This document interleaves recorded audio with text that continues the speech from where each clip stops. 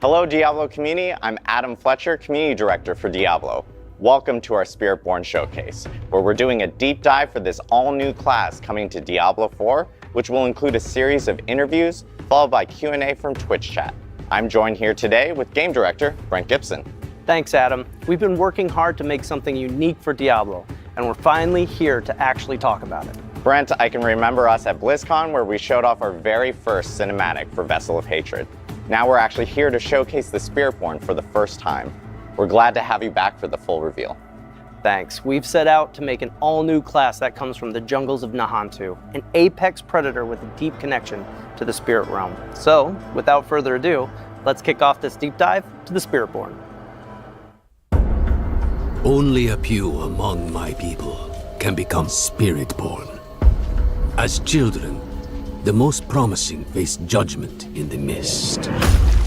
Our trial begins and ends with pain. Those who are not called are culled.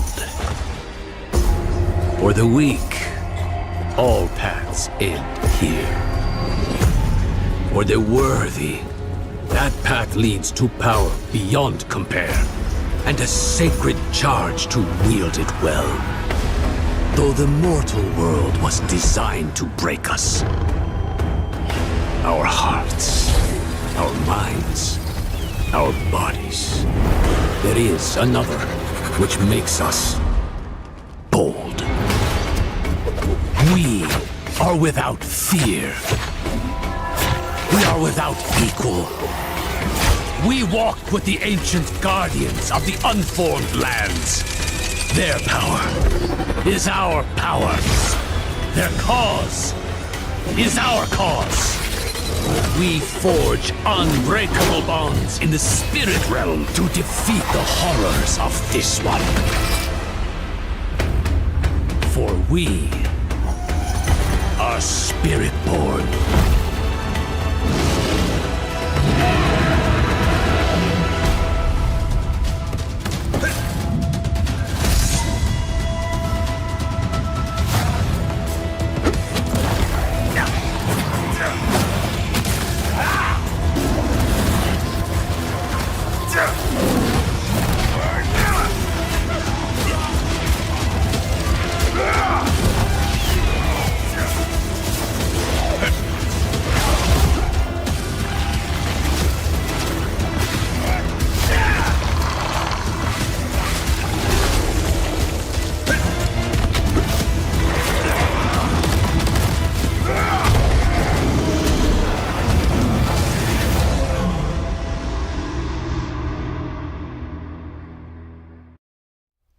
Wow, and there it is, the first look at the Spiritborn, the apex predator from the jungle. Awesome to finally show it off, and what an incredible trailer.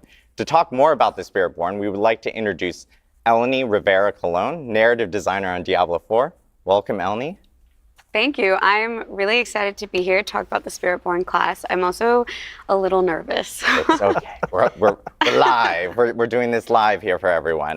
But obviously, Eleni, we just saw here in the trailer with the Spiritborn, and we saw a little bit about that spirit realm. Can you tell us a little bit more about what that spirit realm is? Yeah. So, I mean, to put it plainly, the spirit realm is a place where spirits go. It's this deeply spiritual place that's a byproduct of Sanctuary's creation. So, as you may know, the angels have the high heavens, the demons have the burning hells, and we have the spirit realm. You know, we're hearing a little bit about the high heavens and the burning hells here, and players have actually seen both of those places specifically. What does the spirit realm actually look like for players? Yeah, we really love this concept that the spirit realm is shaped by humanity. So if that's the case, the foundation of that would actually be Sanctuary. So you could imagine being in the middle of the jungle and you're surrounded by these tall trees and these ancient structures. And when you cross over the veil into the spirit realm, you're going to see a ghostly reflection of just that. The big key difference is that you're going to see all the spirits and the creatures that exist there. Yeah, there are these massive creatures that protect the realm from spirits or they protect the realm and the spirits from corruption. So the Spiritborn class have this harmonious bond and connection with these massive creatures that are called the Spirit Guardians, and they work together to ward the land. It's awesome to hear about the Spirit Guardians, and people saw them in the trailer a little bit there. Can you actually tell us a little bit more about who these Spirit Guardians are? Yeah, so if the spirit realm is shaped by humanity, we love the idea that the guardians are formed from human belief. And so if you're trying to survive in the jungle and protection is a thing that you are pouring all of your belief, your hope into, that belief it's magical. It's got power in itself, and it can actually create a creature that represents that. It could represent protection. Yeah, so as Brent is saying, the Spirit Guardians are this complex creation of Sanctuary's creation along with this powerful human belief. And Spiritborns devote their entire lives strengthening this incredible bond because these Spirit Guardians are powerful. It's this idea, right, of what these gods look like. And so they can help protect both the realm and Nahantu.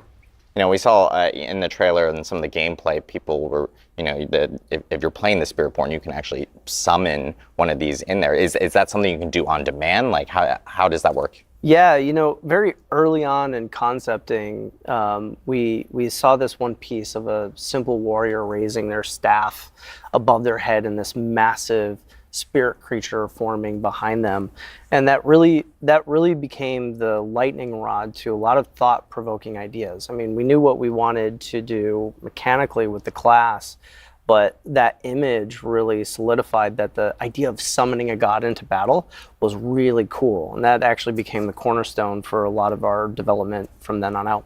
Yeah, so talking about Spirit Guardians and summoning them, the Spiritborn class can summon 4 Spirit Guardians. The first one that I want to talk about is Razoka, and this guardian manifests in the form of a jaguar. So the belief of courage and ferocity, striking on the hunt, attacking a kill with no fear or reservations. The second one is Balazan, appearing as this massive centipede. The belief is balance and persistence. So although some people might see it as fear, it represents harmony and balance, so the give and take of life. And then we have Quatli. The manifestation of this is a majestic eagle, right? So to represent awareness and finesse, soaring above it all, having keen awareness of its surroundings, and acting with intent. And then the last one is Woomba. This guardian manifests in a powerful gorilla, so this beacon of protection and strength, and a movable force that holds its ground and sustains under pressure. So it's great because we've heard a little bit about the spirit realm. We've heard about these 4 awesome guardians. Can you tell us a little bit more about kind of the star of the show now, the Spiritborn itself? Yeah, so I think before we really dive in, I want to talk about Akarat, who's really important with the Spiritborn and the Spirit Realm. For those who don't know, Akarat is this prophet that believed in the human experience and that it gives us this unique power. We have this light within us. And that light gives us the ability to question and to doubt and to challenge. When Akarat made his way to his mother's homeland in Nahantu, he felt this strong otherworldly presence, and he would spend a lot of time with one of his apostles, Isavete, trying to uncover what this mystery was. What was this feeling when he got to the realm, or when he got to the land of Nahantu, until he eventually discovers this veil, and that's the veil between the spirit realm and sanctuary. And he realized that this was this untouched place from neither angels or demons. They had never really had any sort of influence there. So Akarat and his dedicant Isavete would spend a lot of time studying, and he would be the first person and living being to cross this veil. And then after Akarat died, his apostle would then take on the mantle and then found the Spiritborn traditions that we know today.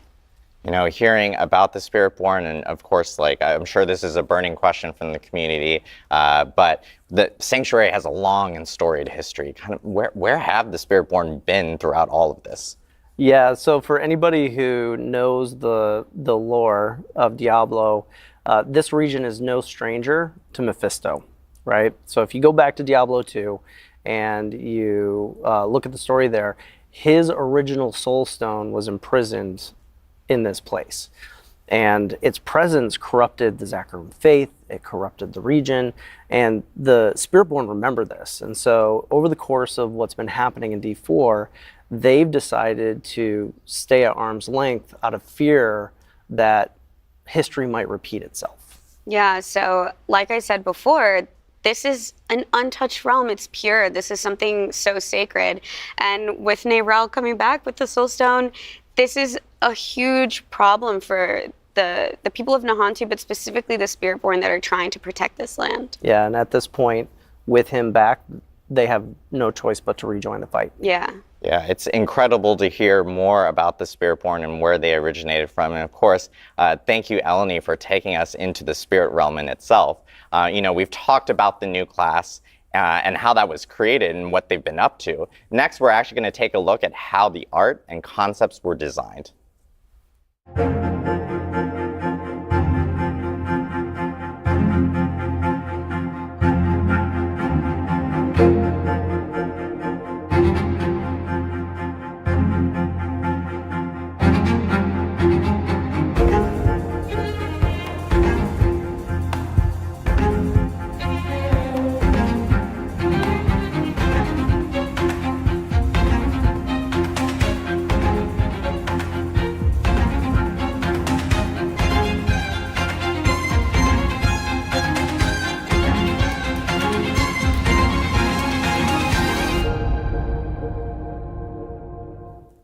We are now joined by my blood brother, art director Nick Celano, who is here to show us how the Spiritborn visually came to be.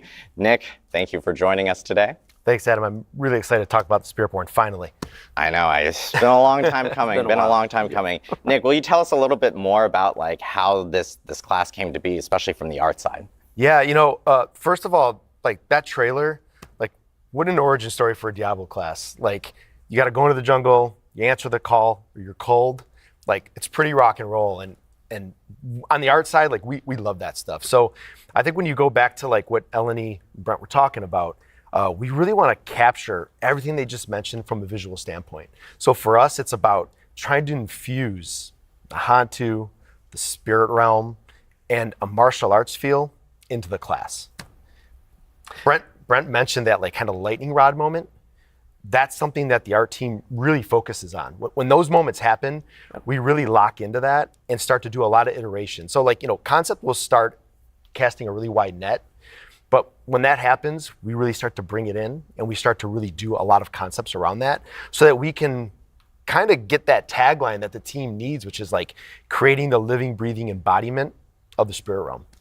Yeah, and it's really, after we get past that initial inspirational piece, we want to like drill down into finding that iconic piece. And so when you look at some of the imagery that we're showing today, you can see how we're taking that embodiment and we're bringing it into all of the iconic look of that character. We wanted a class that wouldn't necessarily wear armor to protect themselves, but rather become the guardian that they're all about. And so if you're into the Jaguar, you're wearing the Jaguar helm. Your markings are the spots and patterns that you would see on that creature. The way that you move through the jungle would also be a big part of that package. And then once we have that iconic look, we can actually roll it out to the rest of the team.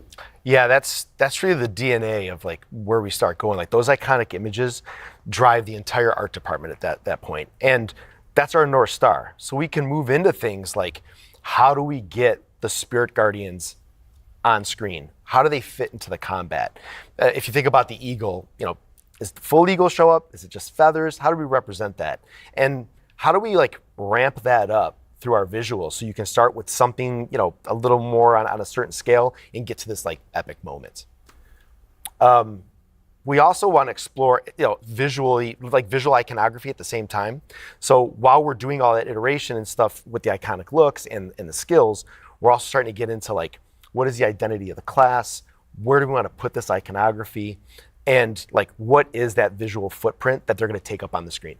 It's seeing all this like badass concept art. Like shout out to our concept artists on the art team. Amazing. Yeah. So good. Like how do you guys actually take this from like concept now to actually building out the character from some of this concept art? Yeah, once we have alignment between the design direction that we want to go, we understand kind of roughly mechanically and from a design perspective where we want it to be and where we want it from an art direction standpoint.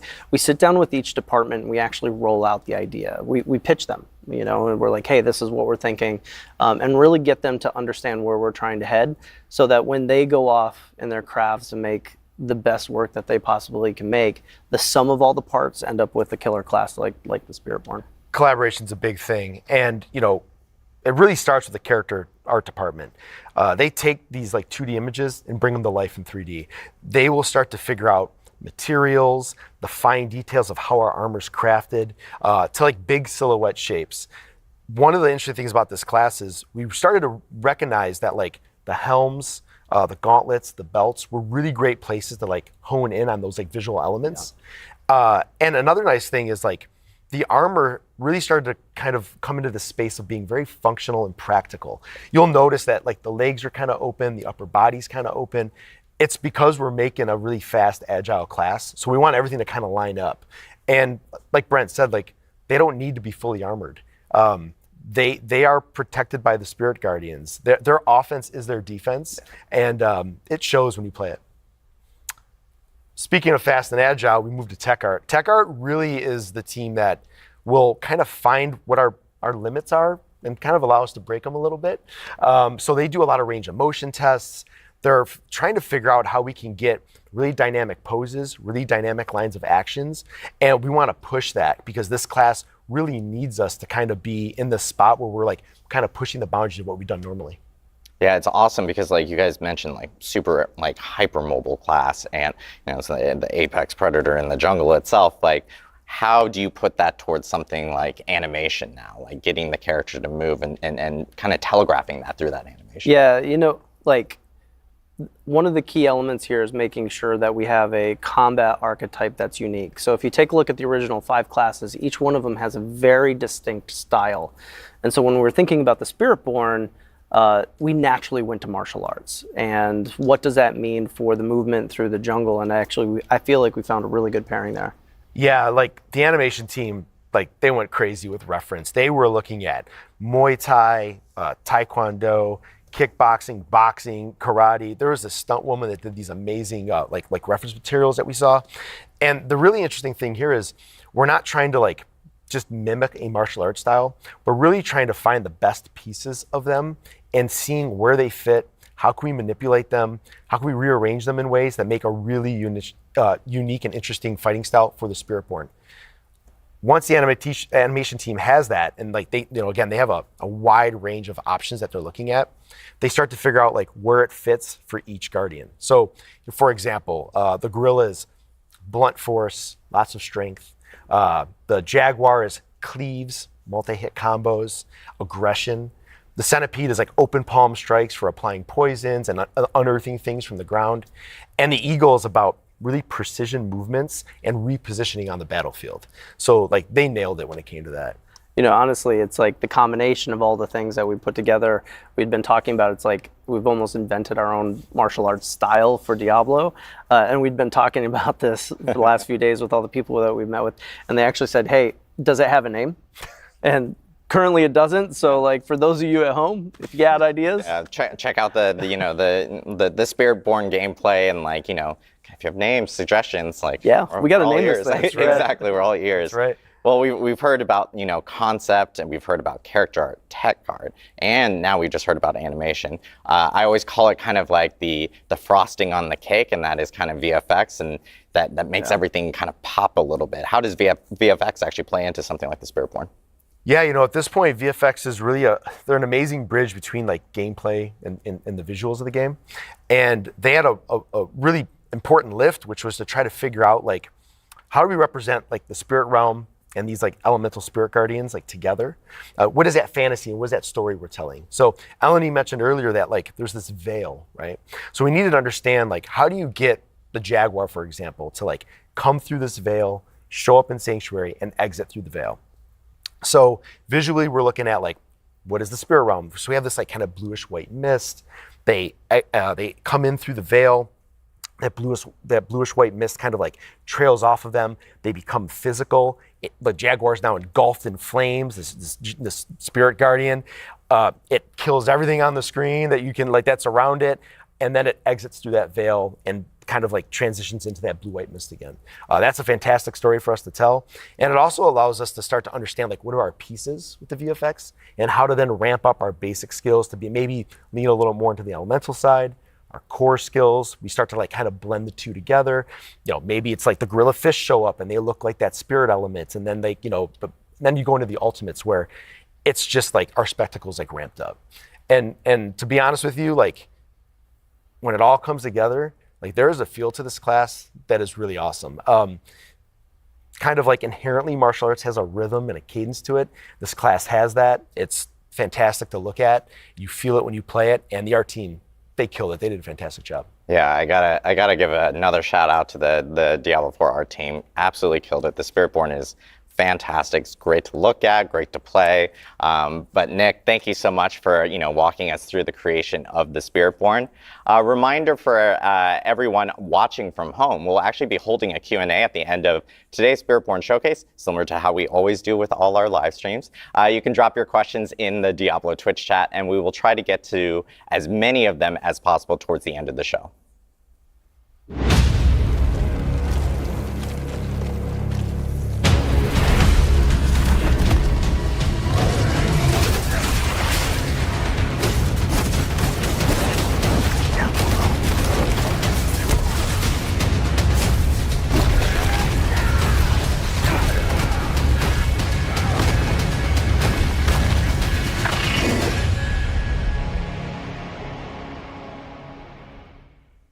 We've heard the lore, we've seen the art. Now let's get ready to talk about some gameplay. I know a lot of people are excited to hear more about how this class actually plays. So next up, we have Bjorn Mikkelsen, class designer, on stage to talk about the gameplay for the Spiritborn.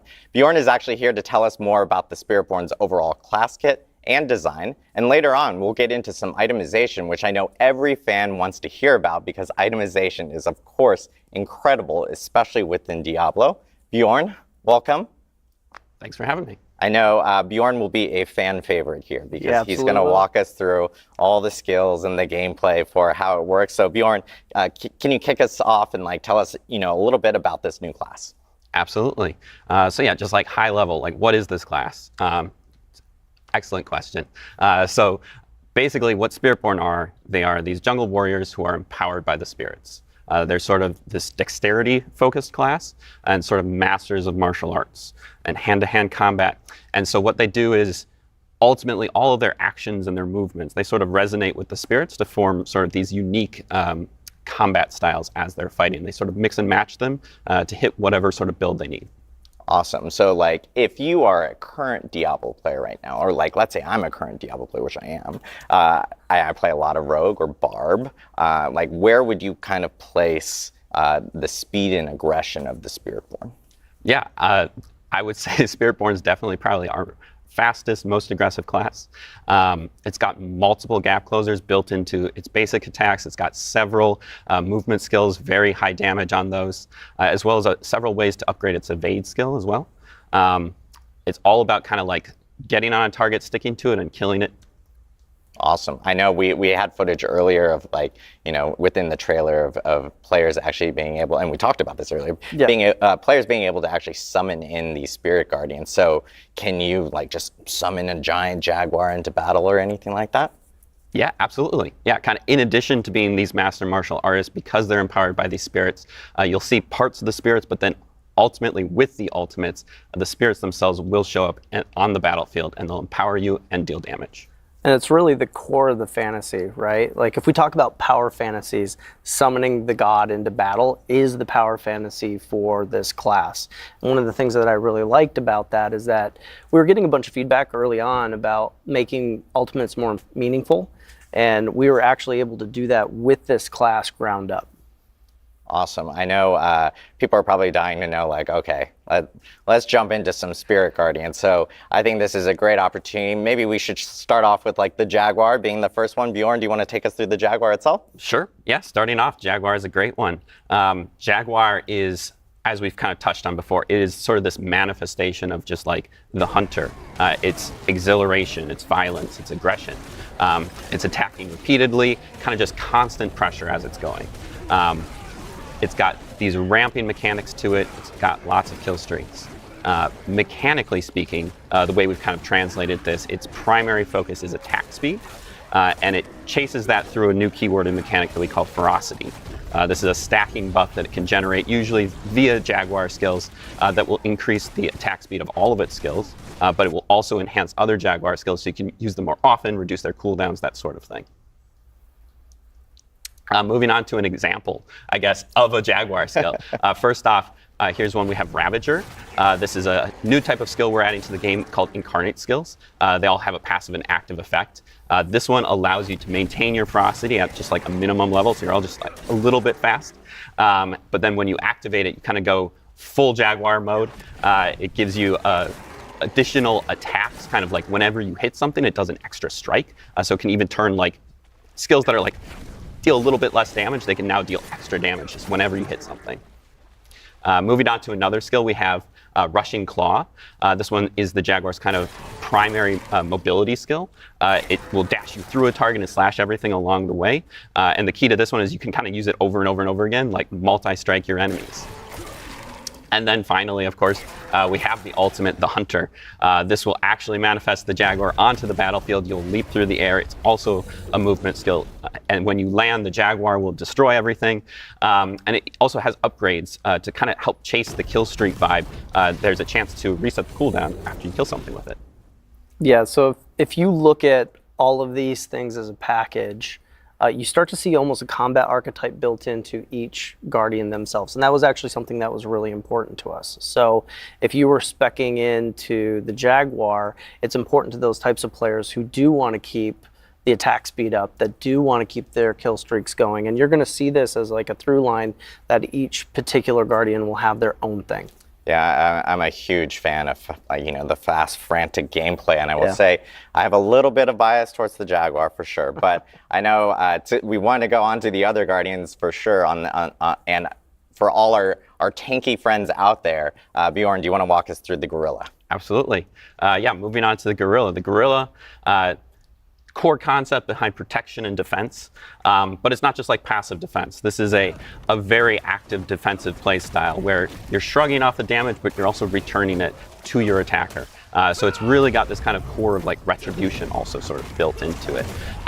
Its core mechanic and stat that we work with is damage reduction.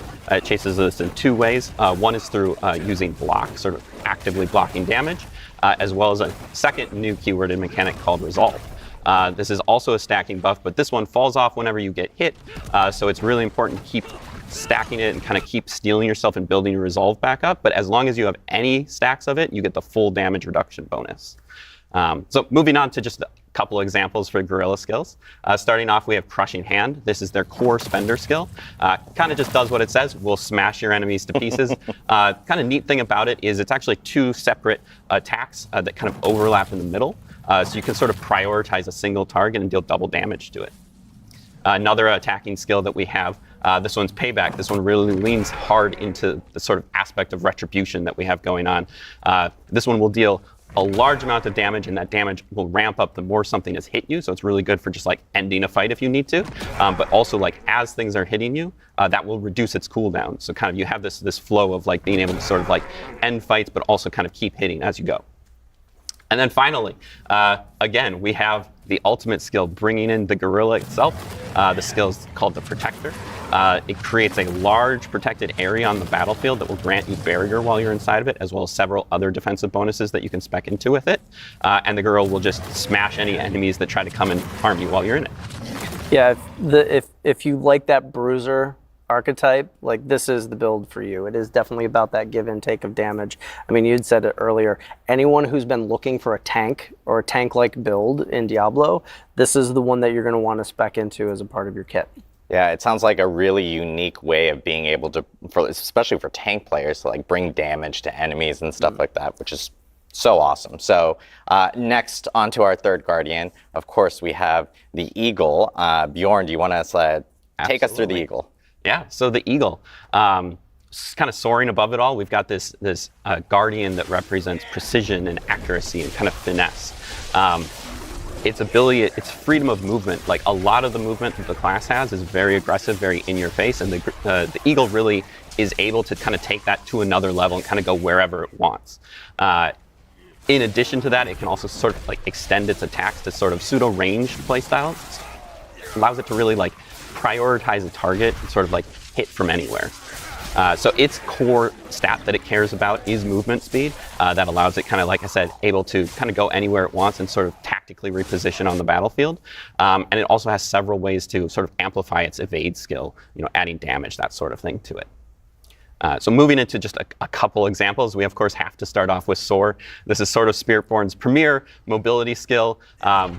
Takes you up into the air, out of the battle for a second, able to dodge mechanics with that if you need to. But also, because the eagle is all about kind of those big impacts as well, it will create a target area where you're going to come down and make those enemies vulnerable so that it just amplifies the damage when you land. Moving on to another example, we have Razor Wings. This is a damaging skill for the eagle. This one has kind of this cool back and forth where it sends it out, allows you to hit something at range, but because it also returns to you, it sort of rewards you for the tactical positioning on the battlefield, so you can sort of line it up so it'll hit different things as it comes back. And then, of course, our ultimate skill, the Seeker, bringing in the eagle itself to just annihilate your enemies with damage. You can cast it anywhere on the battlefield. It charges up and then blasts off. The blast can be upgraded to be a guaranteed critical strike, and while it's on the battlefield, it will also make everything vulnerable for you. This is also like one of the first ultimates that we have, which will have multiple charges, so you can kind of use it back to back or like prioritize a target with it, and there's like a lot of player agency with that. Yeah, this is really for that tactical player, where positioning is super important. You don't necessarily want to be constantly in the fray, so you still want to output that damage. Maybe you want to put it in a particular place in the encounter, but you can do it by going in and then you can get right back out. So for those players who really like that tactical positioning, that's what the eagle is for. Yeah, it seems like the eagle gives you that extra freedom of like in mobility, so you can kind of move in and out, especially with things like Soar, which is sick to see for sure. It's one of my favorites. So unique for Diablo 4 for sure on that end. Last but not least, of course, this is probably our most unique Spirit Guardian, and probably one that I'm sure a lot of people are like looking at and going like, oh, this has got to be crazy, and that is the Centipede. So Bjorn, how's the Centipede play out? Yeah, so moving to the Centipede. The Centipede is very unique. It represents this sort of abstract concept of the cycle of life and death, and the way we've kind of chosen to interpret that is that it's sort of this epicenter of attrition, but it's also like really about just kind of like this endless or inescapable sort of persistence, and that's like really bad for your enemies, but kind of really good for you. So its core mechanics that it works with that persistence is damage over time, poisoning, crowd controls, that sort of thing, but then it uses those things to sort of empower and sustain itself, so also like leeching life and that sort of thing back to you, sort of draining your enemies as you kill them. So moving on to just a quick example, Stinger is our core skill for the Centipede. This one does a large amount of damage in a small area in front of you, but the sort of interesting thing about it is that damage will also echo out to any nearby poisoned enemies. So it kind of has this adaptive, like dynamic range that it has, sort of depending on like how much you've been spreading your poisons around the field. So it can like basically like hit the whole screen if you really want to. Another skill example that we have would be Scourge. Scourge kind of takes that sort of like oppressive control that the Centipede has, and it will fear and it will slow and poison enemies and sort of disrupt any kind of like strategies they might have going on and just sort of allow you to turn the tables on them. And then finally, we have the ultimate skill, bringing in the Centipede itself onto the battlefield. This is the Devourer. Poison laser beams, globs of poison everywhere. Just the Centipede kind of wrecking the entire battlefield. It's got upgrades which will also allow it to instantly execute enemies who have been fully poisoned, sort of helping the cycle of life and death to speed up a little bit there. Yeah, this is clearly our most Diablo Guardian that we have. It's becoming a fan favorite very quickly. The people who have gotten hands-on with it have a lot to say about it. But the cool thing about this one is we took on a really unique design challenge. Like, how do you take a concept of damage over time, dealing damage, regenerating life, and make that kind of the core of an entire archetype. I thought you guys did a fantastic job at getting it there. For those type A players who really want to manipulate the field and keep that damage up and keep that resilience going, this is definitely that class for you. Yeah, I have to call out. It's so crazy seeing a giant centipede behind me right now. But I know a lot of players at home are probably looking at each of these 4 Spirit Guardians and they're going like, "Hey, this is probably the one I'm gonna go with." Just seeing some of the gameplay and some of the play styles. But I think one big question that probably a lot of people have is, are you kind of forced to go down one of these, or can you actually do some mix and match, or how does that work? You know, freedom of choice is really important for this class. So if you want to go all in on one of them, go for it. Like, there's no problem in doing that. There's benefits that you can see from it, but there's also benefits from mixing and matching. Like, we wanted adaptability and hybridization to be at the core of this class. So it's been a goal from the very beginning to actually get that there. So when you get hands-on with this, like, you're going to want to experiment. We want you to experiment. We know that there's going to be many builds that are very emergent, and I actually can't wait to see some of the cool stuff that people come up with once this goes live. Yeah, exactly.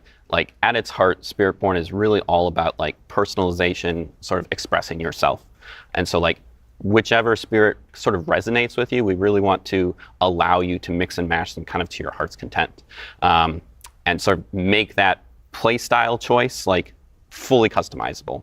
And the primary way that we're doing that, or the main way that we're doing that, is the Spiritborn's class mechanic called Spirit Hall. The way the Spirit Hall works is you start your journey off by choosing one of 4 bonuses at the top, the primary bonus. This is a like massive bonus that will add sort of a thematic effect to all of your skills of that type. So like an effect like the Jaguar will add extra strikes and that sort of thing to all your Jaguar skills. But a subtle but very important extra piece of this is that we'll also add that spirit's tag to your entire skill kit. So every single part of your skill kit now has the Jaguar skill. And so even if you want to use like centipede skills, you can still sort of hook into various parts of the Jaguar using this bonus. Then later on in your journey, you will unlock a second bonus. This is a set of 4 distinct bonuses from the first. Each of these kind of has a tie-in with the sort of core mechanics of each of the spirits. So we mentioned before sort of the new keywords that we were introducing, like with the Jaguar has ferocity, the Gorilla has resolve, those sorts of things. These give you an opportunity to sort of mix those into your kit, regardless of like if you are using those specific skills or not, and sort of like add that extra layer on top of your build. And when you're choosing these spirits, these can absolutely be the same. You can pick Gorilla and Gorilla, Jaguar, Jaguar, or you can mix and match them. And it's really important that like they all kind of flow and work together. So if you look at the nesting doll effect that we have of your skill tree, your class mechanic, this can get complicated very quickly. And so one of the things that the team took on was this idea of finding what resonates most with each Guardian, and how do we create some level of overlap so that we can have some synergies between all of them. Yeah, exactly.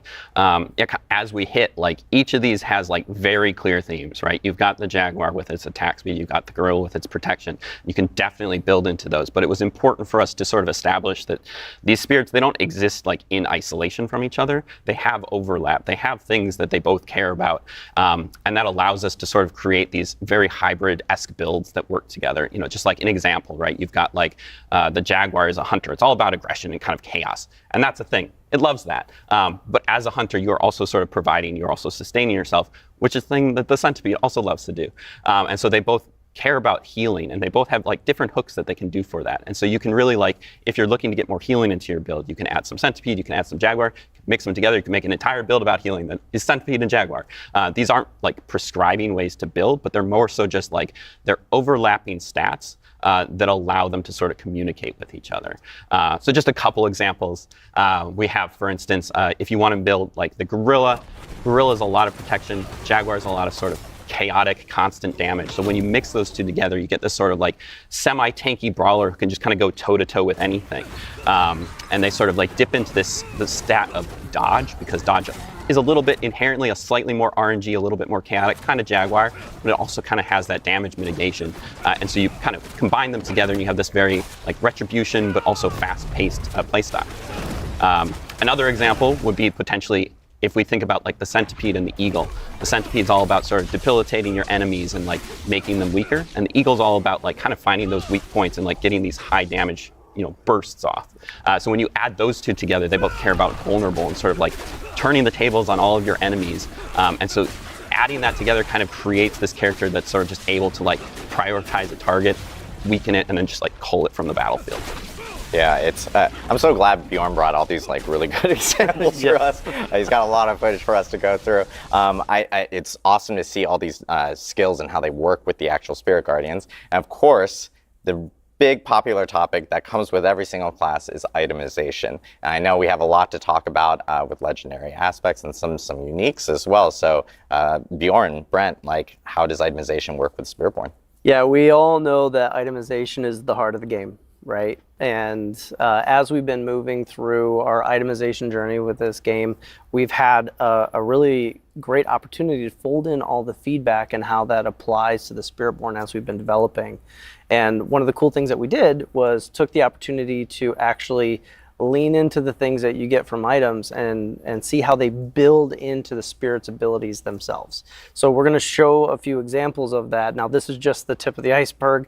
There's a lot of really cool stuff coming, but we thought we'd do a really quick breakdown and show you what that looks like. Yeah, so just hitting a couple examples, you know, we have added this large suite of Spiritborn legendaries and uniques to the game. But just to break down kind of some of our thoughts as we were working with them, sort of the types of legendaries you can expect to see. You know, one example, as we were just speaking about sort of these hybridization things, there's a lot of different stats in our game and sort of making them work together, not just like work together, but like be cool together. So we kind of have this category of items that will sort of interweave a couple of different stats. Secondly, we have our power augmentation legendaries. These just kind of let you take like your favorite skill and ascend it to its final form and just kind of like go crazy with it. And then thirdly, we have sub-powers. These are sort of things like, we think of them like rogue grenades, barbarian dust devils. These are sort of things you can sort of build around. They're sort of almost like skills, but they don't exist in your skill tree as things you can put on your bar.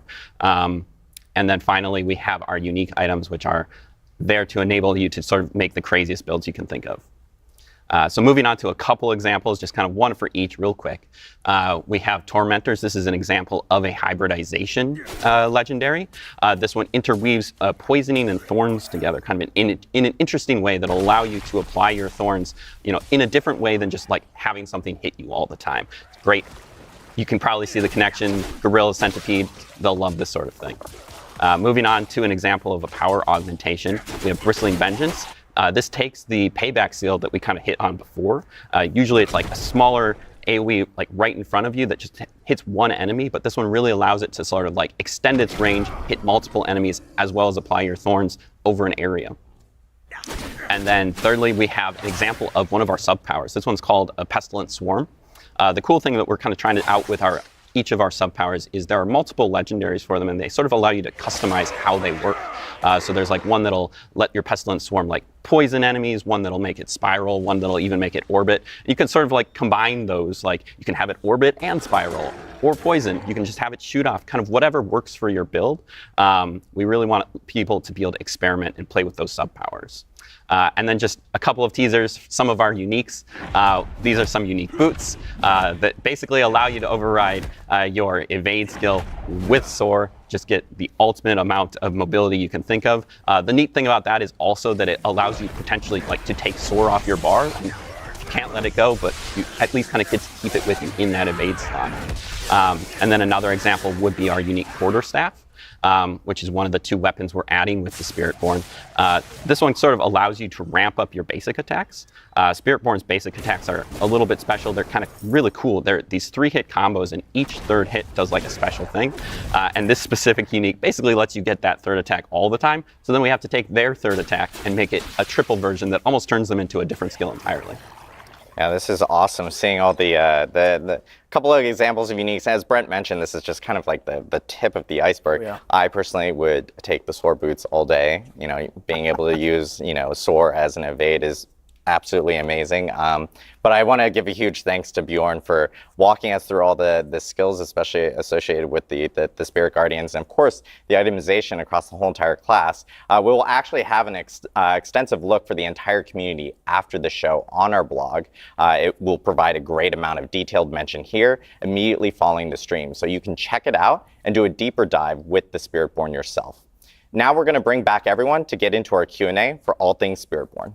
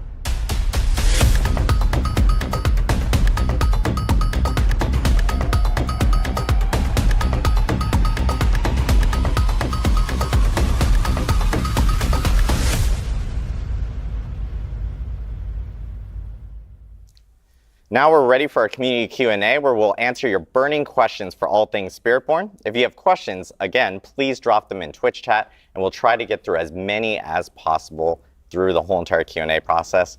Thank you guys for joining us. We did some musical chairs to get everyone back up here during that quick little interstitial. I know as questions are coming up, one big question that everyone always asks, and I know we've probably seen it a million times in chat already, is like, hey, we have the Spiritborn. This is a brand new class. Why not something like a class from a prior game, like a Paladin or something from there? Yeah, right out of the gate, right? Right out of the gate. You know, when we started off, one of the key things that were really important to us was to make sure that the class came from the place that we were going.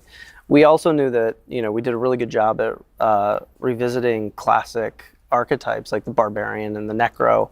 And so we were in this position where doing something new was a great opportunity. It was something that allowed us to inject some fresh gameplay in, and going after the Spiritborn was a wider palette to play with. And so making sure that we were building something from the ground up from Nahantu was really the driving factor of this, and we're very proud of where we landed at today.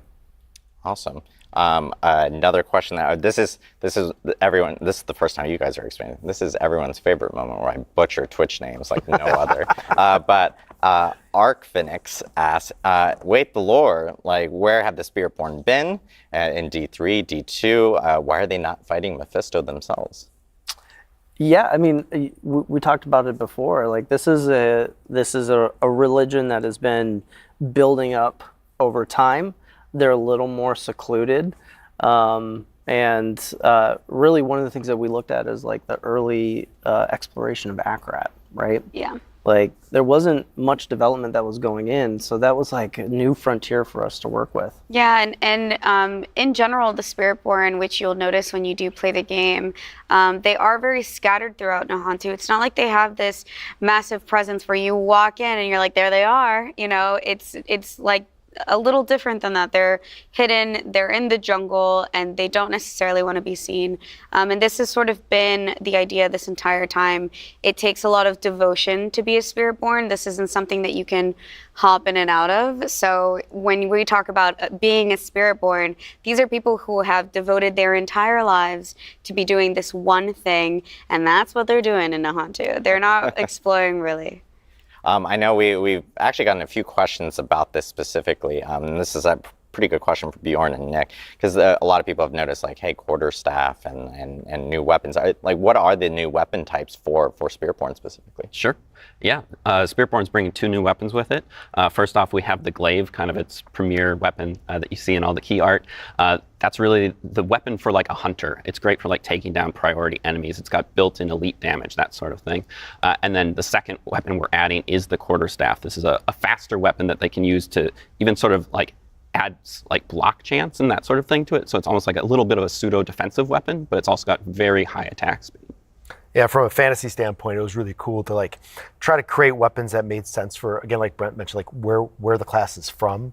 So like, you know, a glaive makes a lot of sense for like cutting through the jungle, you know, being an aggressive weapon, being an attack-based weapon.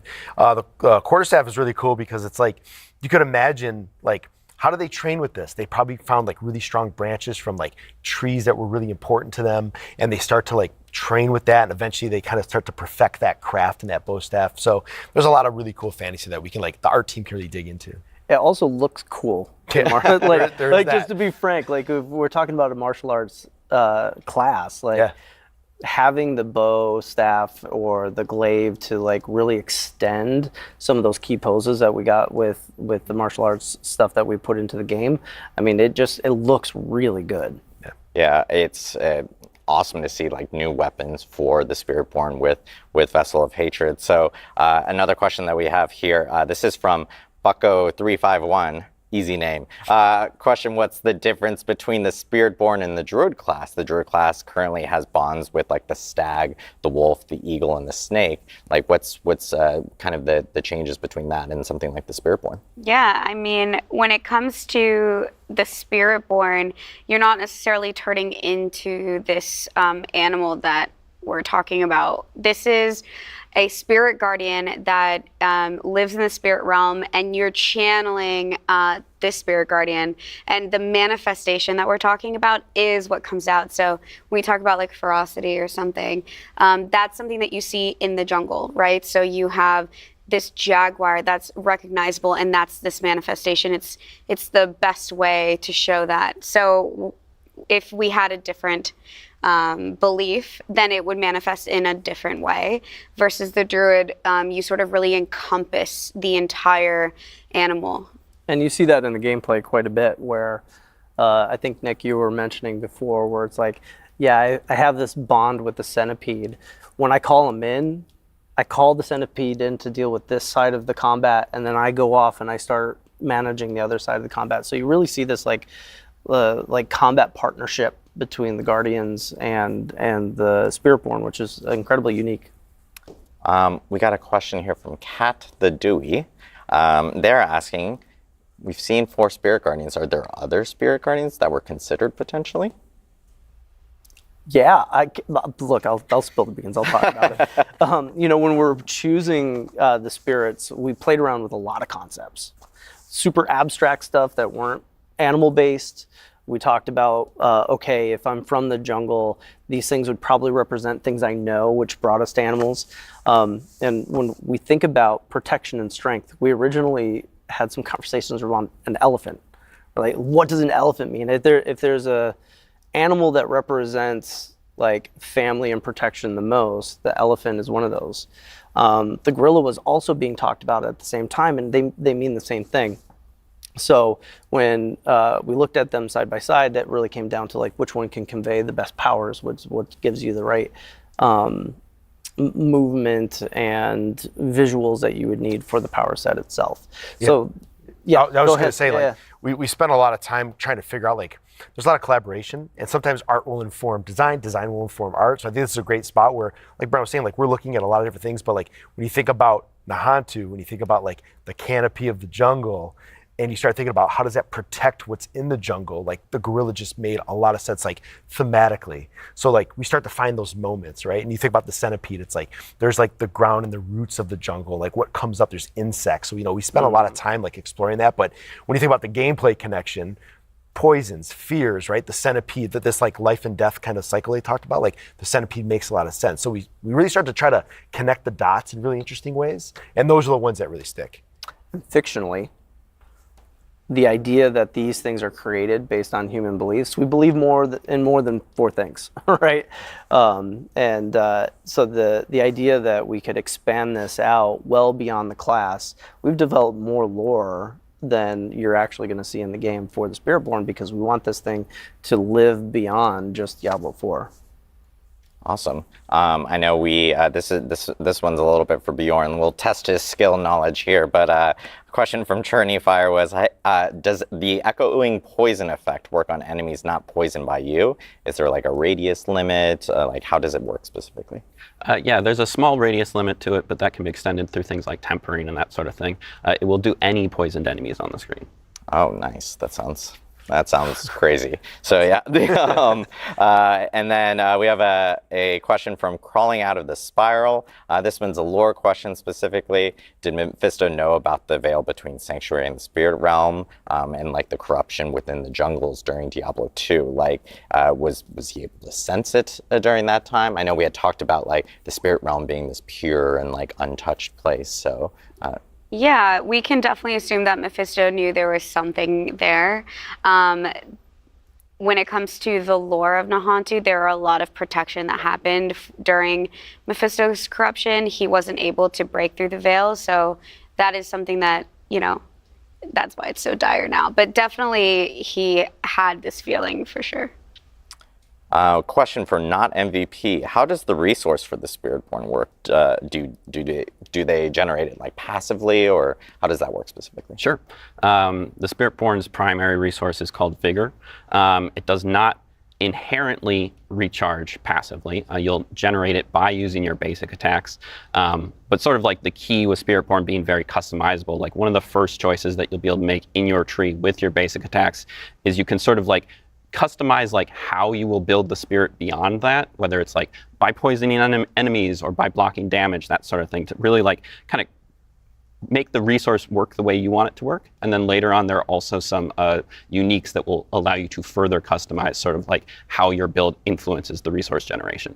Awesome. I know people, we just talked about the weapons and stuff, and there's like follow-up questions of like, are the Spiritborn only using two-handed weapons for this class? Yes. The short answer. Yes. They are. The other question that we're getting is, is there like a special quest for before you can actually start a Spiritborn or create a Spiritborn? Or are there quests that are maybe specific to the class itself? Yeah, well, we're going to definitely be introducing the class mechanic similarly to the way that we introduced it with the other classes. As far as the beginning of the story is concerned, we really want to jump straight into continuing the chapter of hatred, right? Like what happened when Narel left. We want to jump right into it, get right back into the story. And so we're going to pick up from the perspective where Narel left off. Awesome. That was a question from Megara. I forgot to throw out the name. I do want to give people shout outs when they do actually ask the names. The Grimknot asks, does the Spiritborn have ties maybe with the Witch Doctor in any type of way from Diablo 3? Not at all. When Brent is talking about creating something new, that's what we wanted to do with the Spiritborn. That also meant really diving into lore and figuring out a separation for freshness. We wanted to still bring in things that were familiar from D2 and just lore in general that we know about, but when it comes to the Spiritborn class and the traditions of the Spiritborn, they're very new. You get a chance to explore it in the game, and you'll see that they're very different. Awesome. Azeron Bloodmoon asks, how much is the monk inspired into the gameplay of the Spiritborn? It's we always look back and we can find like a lot of reference, or we could be inspired by things we've made. But I think when you play the class, you'll see it's extremely different. It's so unique, it's so fresh, and it kind of carves its own space in our kind of lineup that after an inspirational point, maybe of looking at like martial arts at just the core, it just kind of goes off in its own direction and kind of redefines that space.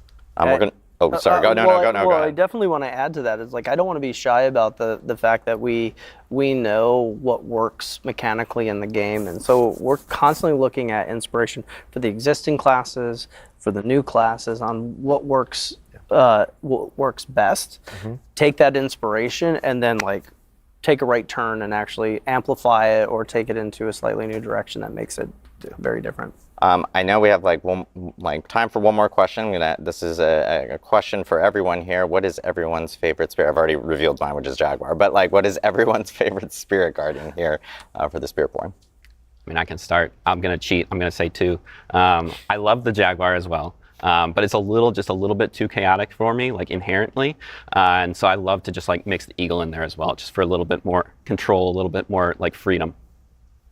Gorilla. I mean, when I saw it show up on screen, beat its chest, and it was just awesome. It was like, that's it. I knew it. We're like wrestling buds, you know, where we talk about wrestling all the time. I'm not surprised Nick is about like the gorilla. Not surprised. My favorite guardians are Quatli, the eagle, and Balazon, the centipede. I just love the poison, and it's sick. Like, it looks crazy. Yeah, for me, Jaguar, like it started with that iconic piece. Yeah, sorry, we're gonna have to share a little bit.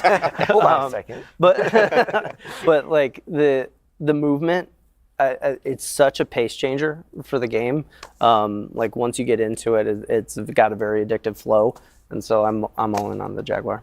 Well, it's awesome to hear everyone's favorite Spirit Guardians. I do want to thank you all for jumping in for this Q&A. Before we do close out the stream, we did want to let everyone know that we'll be sharing more about Vessel of Hatred at Gamescom this year on August 20th. But you'll actually have a chance to attend Gamescom yourself and play the Spiritborn in person.